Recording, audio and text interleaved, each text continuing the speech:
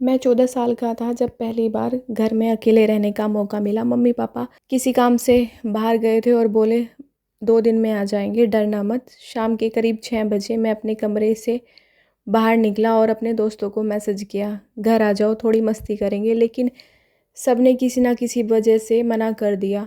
किसी का ट्यूशन था तो किसी के घर मेहमान आए थे। मुझे थोड़ा बुरा लगा पर सोचा चलो कोई बात नहीं, अकेले भी मज़े कर लूँगा। तभी माँ का मैसेज आया, बाहर से कुछ ऑर्डर मत करना, फ्रिज में तेरे लिए खाना रखा है, माइक्रोवेव में गर्म करके खा लेना। मैंने ज़िद की, माँ आज पिज़्ज़ा ऑर्डर कर लेता हूँ ना। पर माँ बोली, नहीं बेटा, बाहर का मत खाना, मैंने तेरे लिए पास्ता बनाया है। मैंने मुस्कुराकर ठीक है माँ लिखा और फ़ोन रख दिया।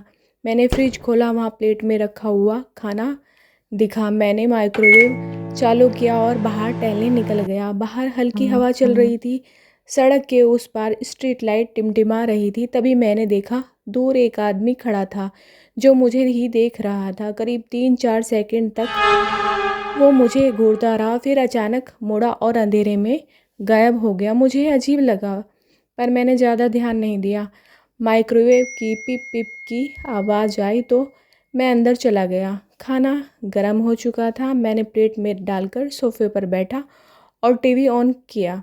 थोड़ी देर सब ठीक चला, फिर अचानक टीवी की स्क्रीन ग्लिच करने लगी। मैंने ज़्यादा ध्यान नहीं दिया और खाना ख़त्म किया, प्लेट सिंक में रखी और ऊपर चला गया। मेरा बेडरूम टॉप फ्लोर पर था। होमवर्क करने बैठा ही था कि खिड़की पर ठक ठक की आवाज़ आई। मैंने खिड़की खोली, बाहर कुछ नहीं था, बस कांच पर मिट्टी लगा हुआ हाथ का निशान था। मैंने सोचा किसी ने गलती से मारा होगा और वापस काम करने चला गया।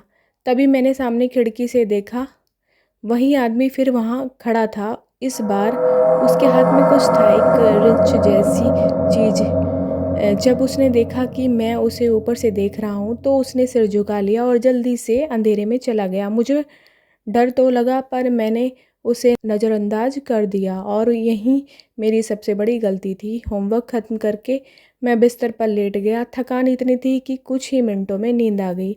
लेकिन रात के करीब 1:45 पर मेरी आंखें खुली। गला सूख रहा था। मैं नीचे गया, गिलास में पानी भरा और पानी पीने लगा। तभी मेरा फ़ोन वाइब्रेट हुआ।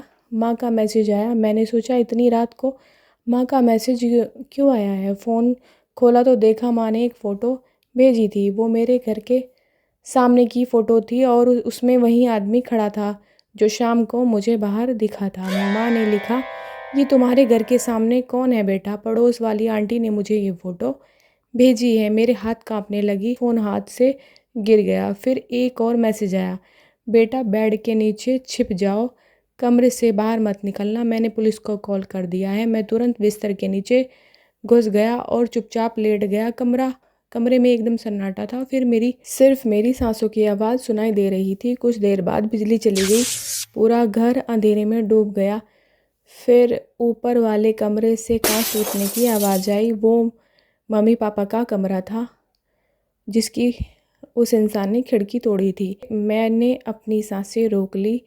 धीरे धीरे किसी के कदमों की आवाज़ सुनाई दे रही थी। वो घर के अंदर आ रहा था। मुझे लगा जैसे कोई दरवाजे के पास खड़ा था। तभी खिड़की के बाहर देखा, पड़ोसी वाली आंटी खड़ी थी। उन्होंने खिड़की से इशारा किया और बोली, आर्यन दरवाज़ा खोलो। मैं भागकर नीचे जाने लगा, लेकिन तभी मम्मी पापा के कमरे का दरवाज़ा अपने आप खुला। वहाँ वही आदमी खड़ा था, वो ही जो शाम को बाहर था। उसने मुझे अभी तक नहीं देखा था। मैं वापस अपने कमरे में भागा और बिस्तर के नीचे छिप गया। वो आदमी अब मेरे कमरे के दरवाजे तक पहुंच गया। वो उसे पूरी ताकत से तोड़ने की कोशिश कर रहा था। धड़ाम, दरवाज़ा टूट गया।